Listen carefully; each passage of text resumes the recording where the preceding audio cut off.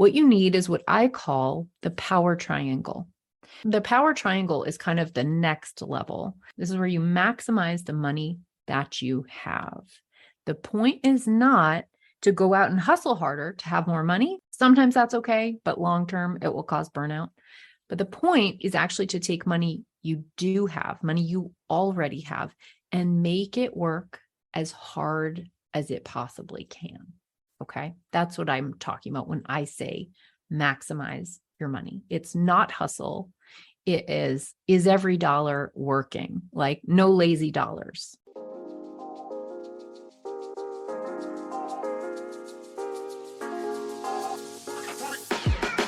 Welcome to the Sunlight Podcast. In this show, we're talking about taxes, money, and careers for creative people who have a big vision for changing the world with their work. I'm your host, Hannah Cole, artist, tax pro, and the founder of Sunlight Tax. If you're an artist, designer, or creative entrepreneur who wants to grow your business sustainably, manage your taxes, and build a stash of fuck you money so you can control your own time and have a bigger impact with your work, you are in the right place.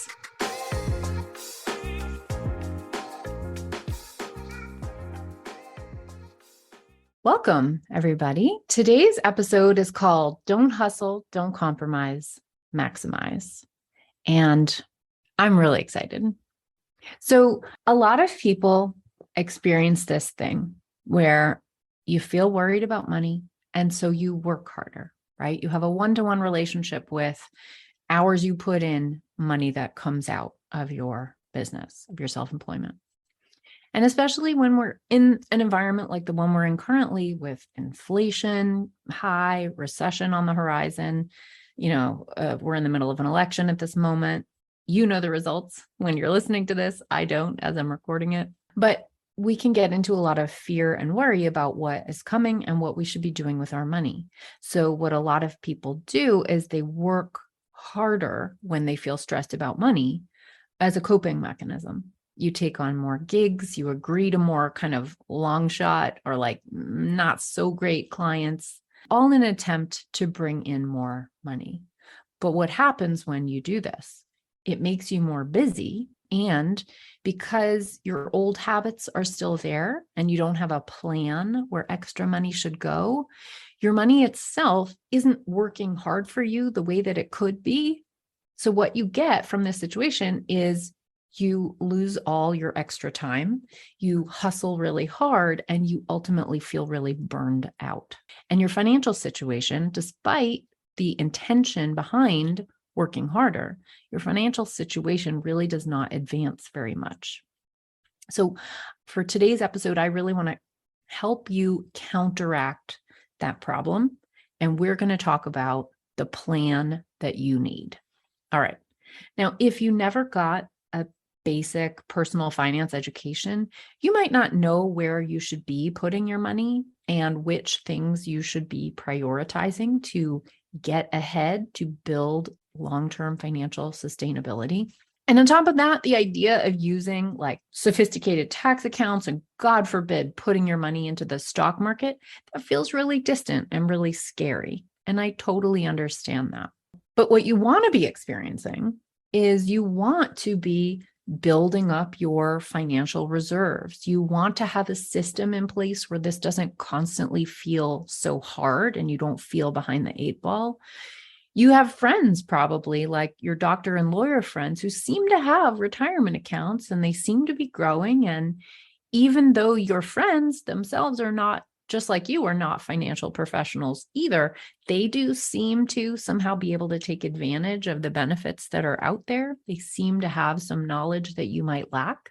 And I want to say, like, you might be thinking like, well, how come they have this? And how could that be me? Well, for one thing, accountants take doctors and lawyers seriously. They see the financial world sees those people as real, right? As professionals. It doesn't question the fact, the very legitimacy of what they're doing. And so I think, and I actually have a very dear friend of mine who is a doctor, self-employed, listens to this podcast, and I've had some conversations with her about this. But hi, Lynn, if you're listening. But I think when you're in a profession like that, like doctor or lawyer, you can get better service from financial professionals because they see you as a legitimate person. Whereas a lot of what people in kind of oddball fields experience is that the financial world looks at them and is like, I don't get you, right? And they just don't even know how to talk to you or to serve you. Okay, so I want to talk to you today about what you actually need and how you can get it. Okay, we're going to get real practical.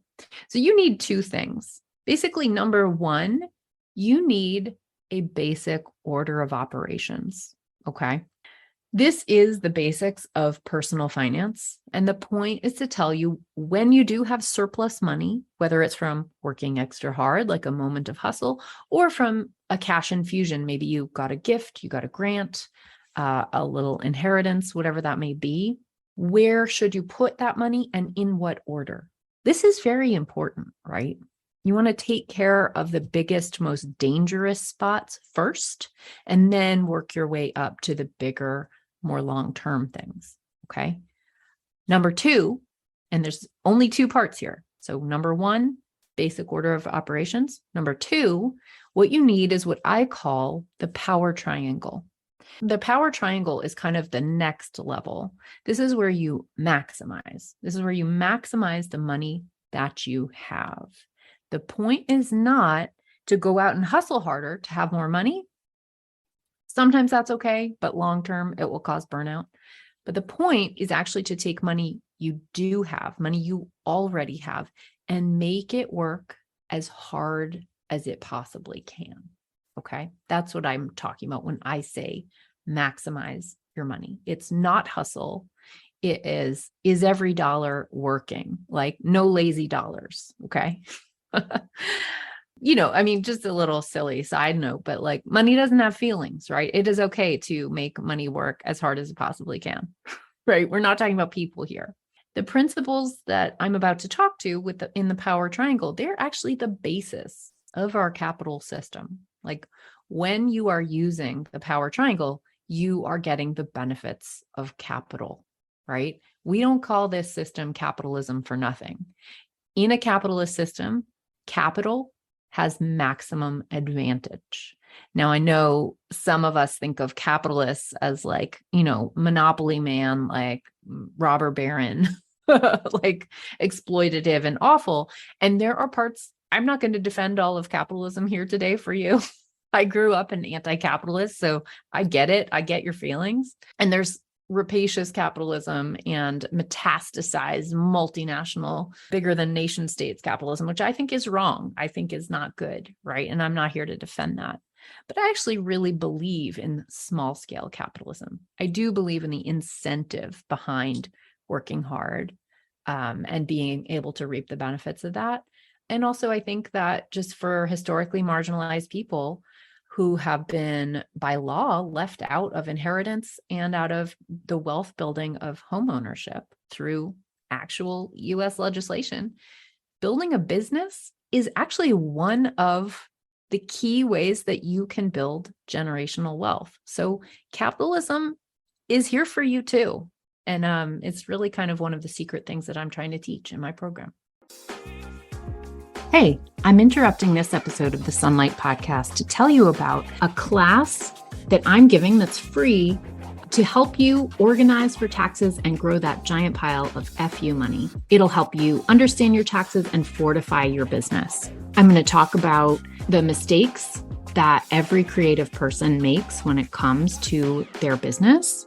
And I'm going to talk about some steps in the framework that I use in my programs that will help you get yourself organized, understand your situation better, and get your head right about growing a pile of fuck you money. It comes in the packaging of a very creative, friendly space. It's a safe space with no jargon. I make no assumptions about you having any financial knowledge beforehand. So you can just come as you are, feel safe, and learn what you want to learn. Register for the class. It's free at go.sunlighttax.com/register. I'm here to say that there are benefits to capitalism and you don't have to be a robber baron to take advantage of them. And I want to talk to you about what that can look like. And the whole point is making your dollars work instead of making your money work. The idea of capital is having money, your money make money instead of just your labor making money, right? Because when your labor is making money, you can become exhausted. Now, you're probably still going to have to work. Most of us will, but it's really awesome to have some of your money working for you and making its own money. And that is literally the point of capitalism right there. So in the tax code, capital, because of our capital system, it's highly prioritized and highly advantaged. So once you can get some money into this zone, you get to work from a position of advantage, and you know that you are doing the maximum amount that you can do with your extra dollars. How do you know that you're in this boat? You're a person who could use a plan, who could use a system. Well, does it feel like when you get a chunk of money or when you have money left over at the end of the month, you kind of shrug and you think like, oh, well, maybe now I can buy some fun stuff. And then maybe you do. And then you're like, oh, shit, I meant to put that in some savings. Like what was I supposed to do with that? Right. But you feel kind of like a lack of a plan. You don't really know at the moment that you have money, you don't know what you're supposed to do with it, what your next move is. Like, what am I actually supposed to do with this money? So let's get back to those two parts, okay? Number one, part one, is we're going to do the order of operations. What are the buckets of money that you should be funding, and in what order should you fund them, okay? I'm just going to tell you the whole deal here, okay? This is the basics of a personal finance education, and I'm about to give you the 5-minute summary of it right now. So get ready. Maybe you want to get a pen and write it down. Okay, so here is the order of operations, all right? Okay, number one, this might seem counterintuitive to you, but number one is health insurance. Yeah, I know that seems kind of funny to you, but listen up. Before Obamacare was passed, the number one cause of bankruptcy in the United States was health disasters, was a lack of health insurance when a person met a very expensive medical emergency, right? This is very easy to happen. You could get a cancer diagnosis. You could get in a car crash. It's very easy to picture the way that this can happen. A lot of us, when we're young, we feel invincible and we think we're kind of, saving some money by not getting health insurance. And I understand the system is very broken, and I'm not here to defend it, but I am here to say that without health insurance, you are running around taking an enormous risk, not just with your health, but with your finances, because it can cause economic ruin to be uninsured and have a health emergency. And as in states where Medicare was not expanded and there have been cuts and restrictions on Obamacare, bankruptcy rates are actually on the rise again. So this is serious. Getting health insurance is kind of the putting a parachute on yourself first, before you go out and do other things. This is the way that you avoid a financial disaster. Okay, so that is number one. I know you might not like it, but it's true. Number two bucket that you need to fund in your financial plan, the emergency fund. So an emergency fund, basically the point of it is it saves you from disaster, right? It is like emergency money. It should be kept in a liquid form. And when I say liquid, what I mean is it shouldn't be locked up in a place where you get penalized if you try to access it. It should be a place where you could take it out in an emergency. And emergencies don't warn you in advance, right? They come up by surprise. So an emergency fund is meant to pay, if you had to break up with your partner really quickly for some awful reason and you had to go put first, last, and security down on a new apartment, right? That would be an example. Or if there was a fire in your apartment, things like that. That's what the emergency fund is for. The emergency fund stands between you and potential homelessness. It's a big deal. So this is very important. Typically, you want about 3 to 6 months of life expenses in an emergency fund at a minimum.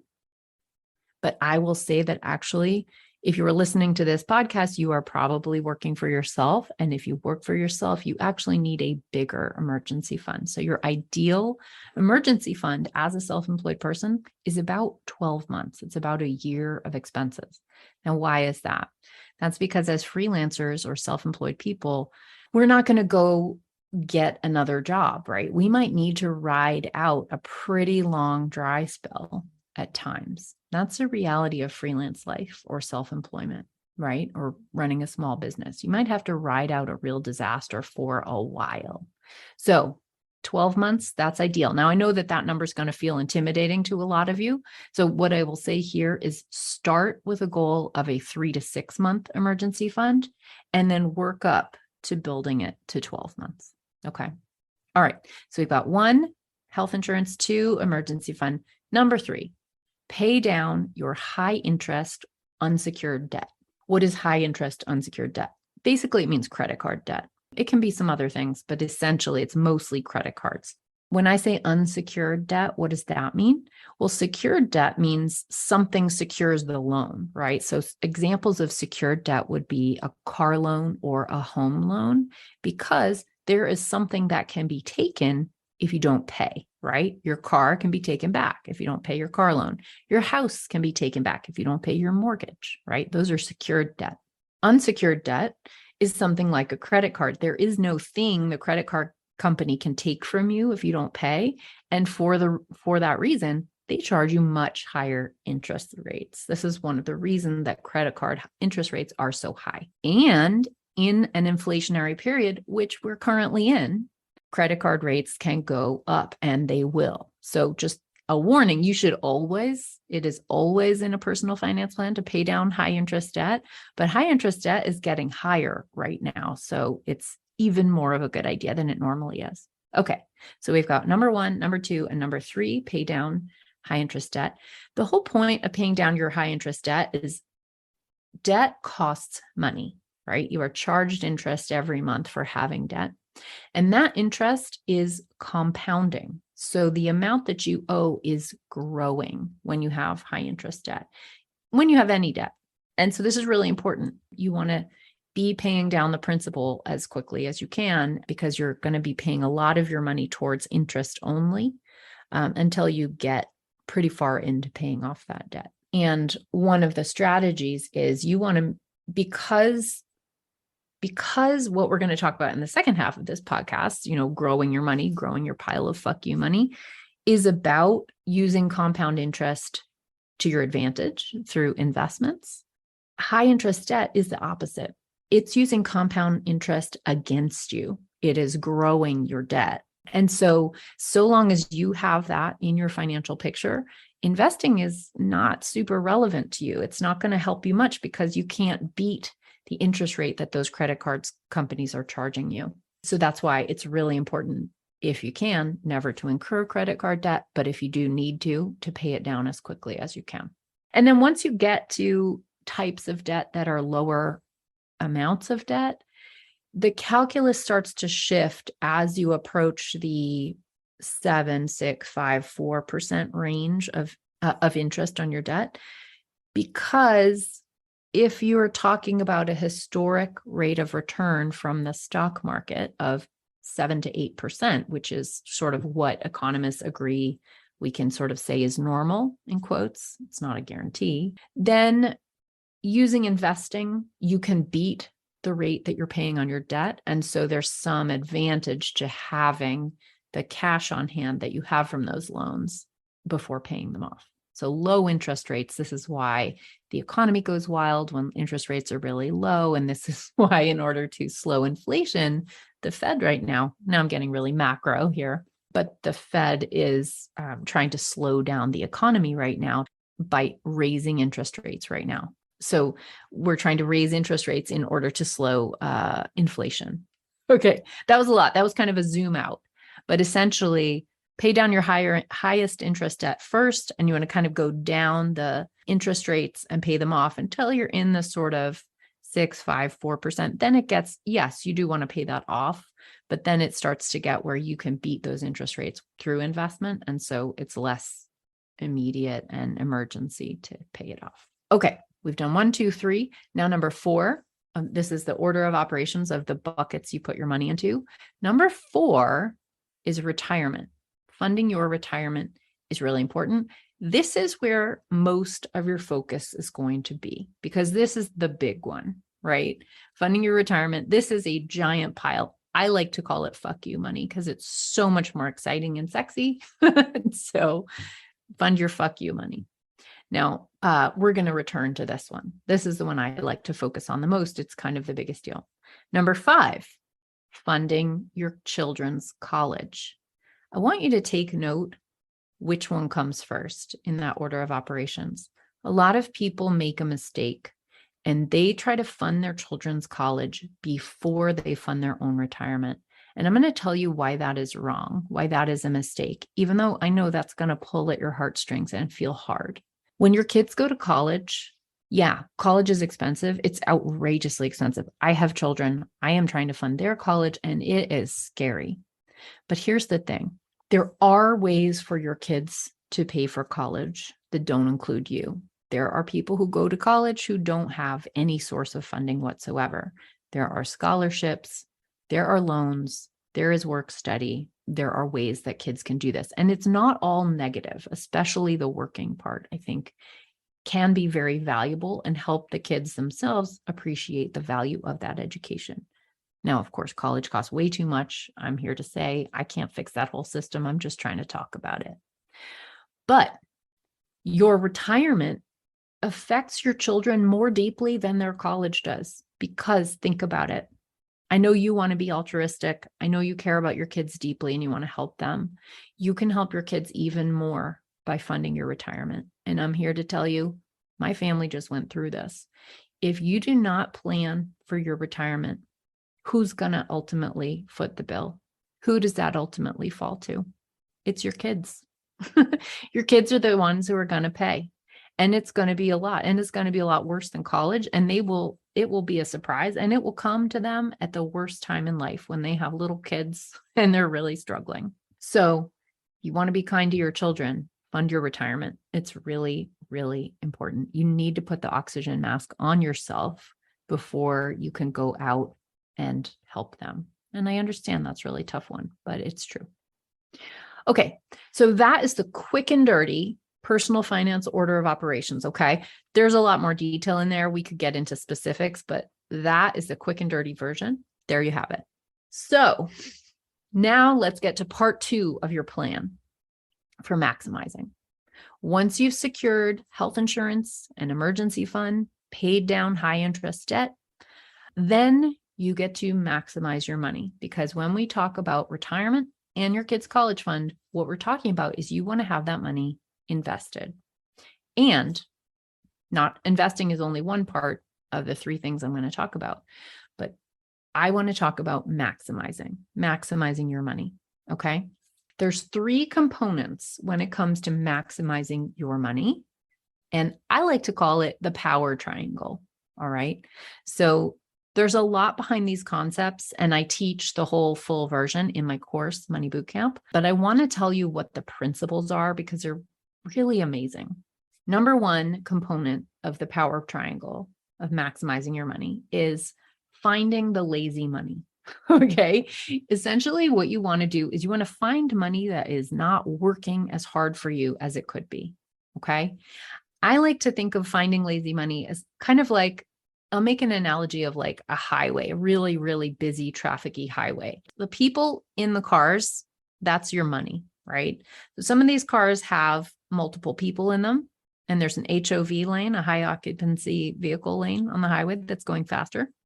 That HOV lane, that is tax advantaged accounts, right? They move more quickly through towards ultimate, growth than the rest of the highway is moving. The rest of the highway is moving slower because it is subject to tax every year, right? And what you're doing in the finding lazy money part of my analogy here, my highway analogy, you're finding cars on that regular part of the highway that have multiple people in them, and you are lifting them out of there and trying to put them down in the HOV lane so they can go faster. Okay. So you're scouting around for who in here is not in the lane you could be, so I can move you over to the right lane where you're going to go faster. Okay. All right. That's part one. Finding money that isn't working as hard for you as it could. Finding your lazy money. Number two of the power triangle. You want to put money into hypercharged accounts. The not sexy way to say this is you want to put them into tax advantaged accounts. Now, in my analogy here, at this point, you are lifting those cars with multiple occupants with lazy money in them, and you're sticking them in the HOV lane where they can go hyper fast because they are not subject to tax every year, because that's what tax advantage accounts do for you. They accelerate the growth curve of your investment accounts. So it's really, really cool. It sounds a little technical, but it's really fucking cool. That's part two. Okay, now number three is you want to make your money grow. Now, what does that mean? How do you make your money grow? Well, it means you have to invest. You have to actually learn how to invest. Now, a lot of us, if we did not grow up with a financial education, investing feels intimidating, right? And there's a whole industry out there that actually makes money off of you feeling intimidated by investing, right? They want you to pay for a financial advisor. They want you to pay for a broker, right? And you know what? I don't. I do it all myself. And it's not that hard. The basic principles of investing are not actually that hard. They are time-honored, time-tested. They are not trendy. They do not change. They're not different when you're in a recession versus when you're in a growth period, because a good investment plan is always going to account for the fact that recessions exist and the fact that there are boom times as well, right? A good plan accounts for the reality of what can happen in the world, which is upturns and downturns, okay? So it is really critical to know how to invest, because if you open a retirement account, what are you supposed to do with the money that's in it? It has to be invested. Otherwise, it's not growing. In fact, it's not just not growing, it's actually losing money because of inflation. And we're in a moment right now, economically, where inflation is historically high. And so your money is losing quite a bit of value when it's just sitting in an account uninvested. The only way that you can make money, most especially in an inflationary period, but really anytime, is by actually stepping out a little bit onto that risk curve into investing. Now, I'm here to tell you, investing does not need to be so difficult. It does not need to be super scary. The principles do not change. And I'm also here to say that if you have feelings about the ethics of companies you might invest in, good news. There is an entire world called ESG investing, environmental, social governance, where you actually get to use your dollars to create good in the world. You can actually screen out certain types of funds from your investments so that you are not contributing to, say, fossil fuels or weapons manufacturers, whatever the thing is that you want to avoid. And there are proactive screens where you can screen for women-owned businesses, BIPOC-owned businesses, things like that, good governance. So ESG investing is a whole branch. It's a whole world of investing, which I do teach in my program. And it's awesome. It is a way where you can actually really exercise your voice and make your money help the world. So investing does not have to be scary, does not have to be hard, and it doesn't have to be unethical either. So that's really, really important. So when you use those three components of the power triangle, that is how you grow fuck you money. That's the secret, right? It's not that hard. It takes a little bit of education, but it doesn't mean you have to go back to college for the whole thing, right? It's not that hard. It's super exciting. It's where you grow wealth. It's where you grow long-term security. It's where you protect your kids and where you leave a legacy. And I'm going to say something I have not ever said explicitly in my business before, but I'm going to say something really honest and from the heart. When you grow fuck you money, when you have money, it does more than those things. Something we don't talk about a lot in this world publicly is domestic abuse. And I just want to take a minute to say that one of the key forms of domestic abuse is economic abuse. A lot of people suffer in relationships, in abusive relationships, and they cannot leave because of money. And so when you have fuck you money, one of the key important things about that is that you can leave abusive situations. You have the power to make the right decision for you and for your children. In my work, I have conversations about this with clients, very intimate, very tender conversations, but I have them more frequently than you might think. And this is a secret part of the work that I do in the world. It's really important. And I'm here to say that if you grew up, and especially this is especially true of people who grew up socialized female, you may have been given an idea that, to demand a lot of money or work for a lot of money makes you somehow unethical or corrupt or not feminine. And I'm just here to say, who does that serve?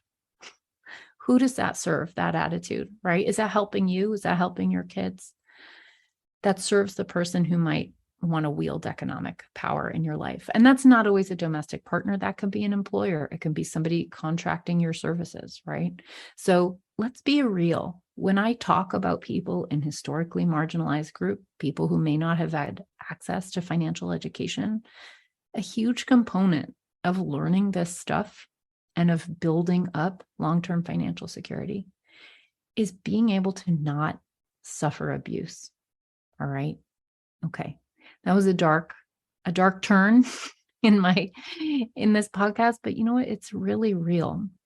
You're never going to see a testimonial in my business that talks about that, because I would never use that in marketing. I would never share intimate stories like that, but I do want to be really honest with you that is real. It's real. I see it every day. Okay. Let's move on from that. But, I think it's really important to just talk about, why it's a big component of why I do the work that I do. All right. So let's get back to the good feelings. We want you to have power in the world. And it's my vision that everyone doing good work in this world has this kind of power, this fuck you money, this ability to walk away. All right. The work that you do in the world is really important. You have a vision, you need rest, you need longevity, and you need a bigger voice, right? And most of us in the creative fields did not get any education in this stuff. I'm just here to say that it is totally doable. There are people who actually make money from making you feel intimidated by this stuff. And I'm just here to say, it doesn't need to be intimidating. You can be seen as you do this work. And a lot of it is just not even actually that hard. You just need a good explainer. So the good news is, this is what I designed a program to teach you about: the power triangle and building your fuck you money, as well as the basics of that personal finance education. So here is something really timely and relevant that I want to tell you about. I am offering a free class to teach you the framework of my program that you can use yourself. Whether or not you join, you can use the framework yourself to do this work, to get started right away, building your pile of fuck you money, while also getting organized for taxes with systems that keep you organized every year, instead of having to do the same mad scramble year after year after year. Organizing your systems buys you a lot of time so that you can have more time to slow down, put more energy into your long-term financial health, into making that plan and enacting it, and as well as putting that time back into your work. So I want to invite you to come to my free live class, where I am going to be teaching you the top 3 mistakes that self-employed people and small businesses make when it comes to organizing for taxes and building their pile of fuck you money. And I want you to learn my framework. It's the exact framework that I teach inside my program that will get you there. It's a 1-hour class. It's a love fest. I have people who cry during the class. They say, I have these quotes from the masterclass that are like this: I cried because it was the first time in the world that I have been in a financial setting and really felt so seen. So I'm just here to say it is a safe space. Come, try it out. If you have felt like this stuff is not for you, I challenge you. Maybe it is for you. I think it is. So come to my free class. You can register at go.sunlighttax.com/free. The class is on November 16th. If you go to that link after November 16th, it's going to redirect you to a replay of the class. So if you're listening to this later, you can see the recording. But I hope if you're hearing this before November 16th, you will sign up and you'll come be with me live for the hour, and I'll be there to answer your questions.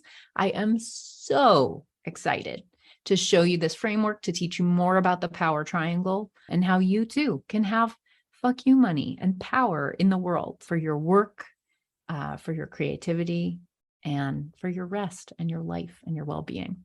All right. Thank you so much for listening, y'all. Bye.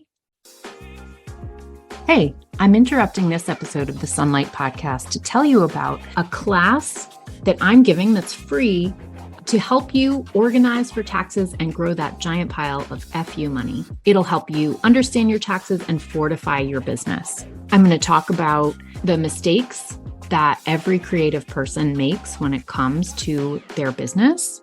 And I'm going to talk about some steps in the framework that I use in my programs that will help you get yourself organized, understand your situation better, and get your head right about growing a pile of fuck you money. It comes in the packaging of a very creative, friendly space. It's a safe space with no jargon. I make no assumptions about you having any financial knowledge beforehand. So you can just come as you are, feel safe, and learn what you want to learn. Register for the class. It's free at go.sunlighttax.com/register. Thank you for listening. If you like the show, be sure to subscribe, leave a review. It really helps, and share it with a friend. I'm so grateful. This podcast is for education and entertainment only. Nothing in this episode should be taken as individual tax or financial advice. You can find all the tools, books, and links we reference at sunlighttax.com/podcast.